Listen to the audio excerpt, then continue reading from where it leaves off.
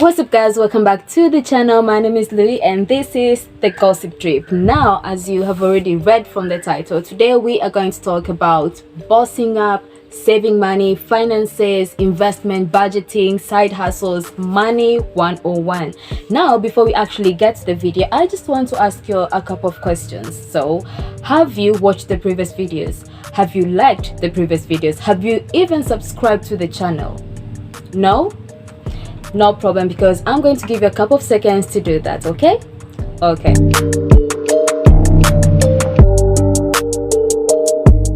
Done. Great. Now you can be part of the family. Also, do not forget to follow me on Instagram at that, and that's where we keep all the conversations going. Now, without further ado, let's get straight to the video.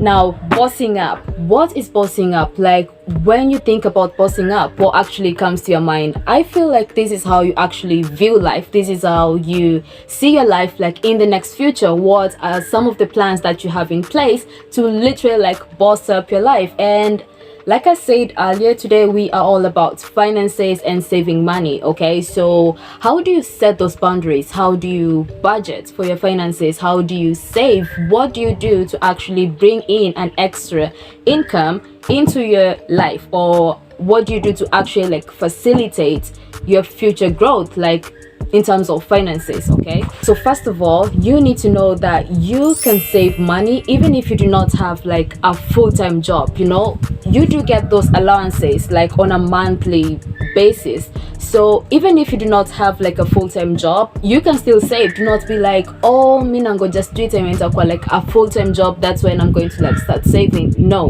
when you have your allowances, you can save as little as you can. Let's say for instance you have like 3,000 bob that you get in your allowances. You can put aside like 500 shillings and put it into your savings account, and then maybe you can use the extra 2,500 bob. Like when you actually put like 500 shillings like each and every month, then by the end of the year you probably have saved something like, let's say 500 times 12, that's like 6,000 bob, right?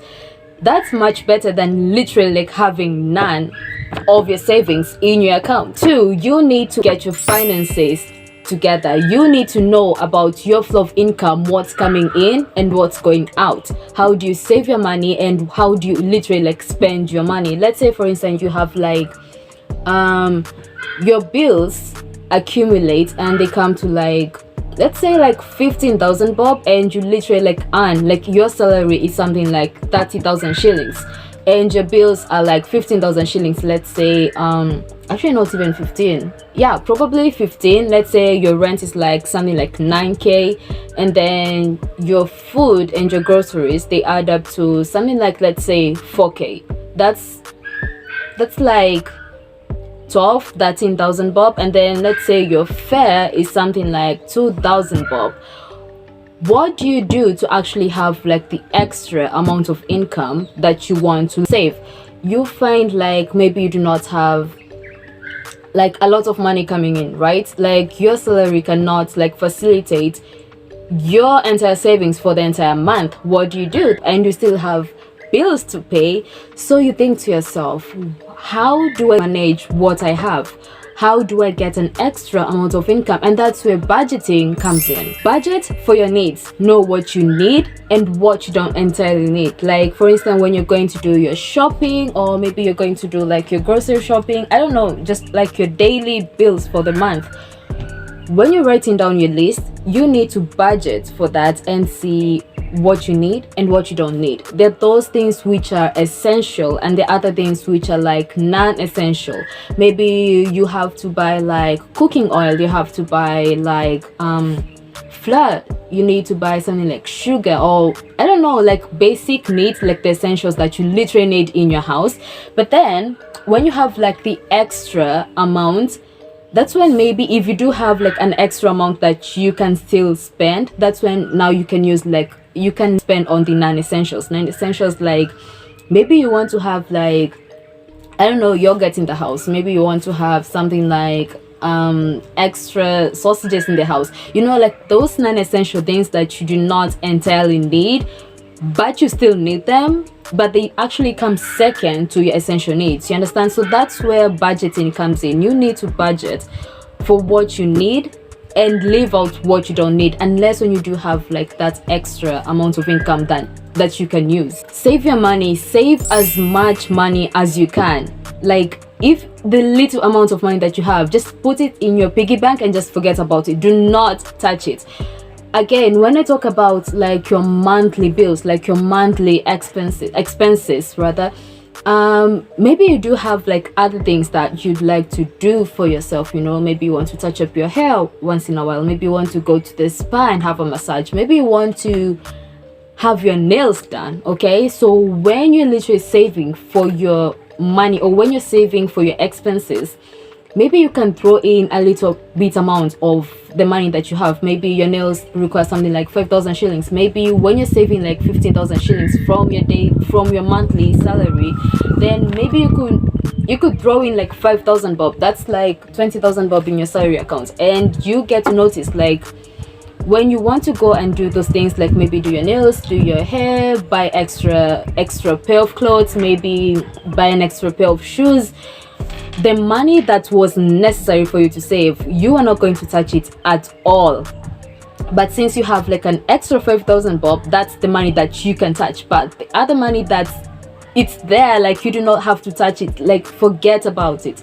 If you feel like you need extra amounts of money, then do all that you can to throw in the extra amount of cash that you necessarily need. Okay, like I said, when you need to have your nails done, your hair done, if you feel like you have to, then that's when maybe you can throw in some little amounts that you can, you know, like spoil yourself once in a while. With all that said and done, you need to have like a savings goal. You need to know like, what am I saving for? Put it like this: maybe you're saving for something like you want to buy a piece of land somewhere, and there's someone else who's just saving for no unique purpose, no special purpose. The person who has like a goal of having land will be most probably to literally like be consistent in saving up, because you know at the end of the day, maybe by the end of the year, I want to have bought a piece of land somewhere. Okay, and that will literally like motivate you to continue saving so that you can buy that piece of land. Yes, the other person also does have like the consistency of saving money, but as long as you do not have like a goal of what you're saving for, you are not going to be motivated as much to save up like the other person who has like a clear vision, a clear goal of what they are saving for. Maybe you want to have an apartment at the end of the year, maybe you want to buy a car at the end of the year, maybe you want to buy a piece of land, maybe you want to start a family. I don't know, but as long as you have a vision, as long as you have a goal, then you are most likely to be very, very consistent in saving up for your money. Even if you do not have like a specific physical goal that you envision, maybe you want at the end of the year, I want to have saved a certain amount of money. Okay, if you want, like maybe let's say you want to have saved something like 500k by the end of the year, but you know you earn something like 8,000 bob, or let's say like 30,000 bob on a monthly basis, and you are saving away like 10,000 bob, you need to ask yourself, like, on a daily basis, weekly basis, monthly basis, how much should I put aside so that by the end of the year I will have achieved my goal? That's how you literally like motivate yourself to save more and more. Planning, you need to plan for your future. You need to know, let's say by 5 years, what do I want to have achieved? By 10 years, by the next 1 year, by the next 6 years, what do I want to have achieved? When you plan and you have it all laid out for you, then it would be much easier for you to literally like save up for your goals, or to save up for your visions. Let's say like another point is, if let's put something like most familiar with a reporter. Maybe let's say he earns something like 60,000 on a monthly basis, but in your future planning, maybe you plan on living somewhere like, let's say like a posh place, I don't know, maybe let's say Donholm or Buruburu. But the amount of money that you earn on a monthly basis and the money that you want to set aside to save and the bills that you pay, they all do not add up. So you ask yourself, what do I do to literally like add in or to bring in the extra amount of income? And that's where side hustles come in. They come in handy. Like if you have a hidden talent, if you have a different kind of business that you can do, maybe during the weekends, or maybe I don't know, during the night, something side hustle that you can do, then that could literally like help you out, because you have your bills to pay, you have your expenses to pay, you have rent to pay, you have like your monthly leisure money that you want to spend on. You still want to save, but the money is not enough. So what you do, you have your side hustles, and they bring in the extra amount of money to your savings account. All said and done, we all seem to like praise the end goal or the end product, and not the journey that it took for you to get there. You need to glorify the process. It's not always about the end goal, it's also about the process that got you there. Because sometimes you'll be like, when you've finally like achieved your dreams, you'll be like, you just look back and be like, damn, I literally made it, like I did it, like I saved up and it worked out for me. Also, do not like look for easier means to get or to achieve your dreams. Like do not look for like illegal means, or do not look for an easier way out to actually achieve your dreams, because the quicker you go up the ladder, the harder it's going to be for you when you fall down. So do not look for an easier way out, and also do not look at the farthest end goal. If you are at process A, do not look at process Z, because you are going to be discouraged. Look at process B, look at process C. Go with the process, envision your process, trust the process. Because if you're going to look at the far end, you're going to be discouraged, because you'll be like, ooh, like will you ever get there? So glorify the process, glorify the end product. Do not give up. Be consistent in what you do. Envision it in your mind. Again, be consistent and work really hard. Like work hard for your goals. Again, be consistent. Honestly, do not give up just because it did not work out for you the first time, the second time. You are going to get there. Do not be discouraged when you see people your age, they have certain things in your life. Just because someone is 25 and they have like Gucci or Dior, do not be discouraged, because you never know, maybe they have rented. You see someone your age has a car, you see someone your age has a fancy apartment.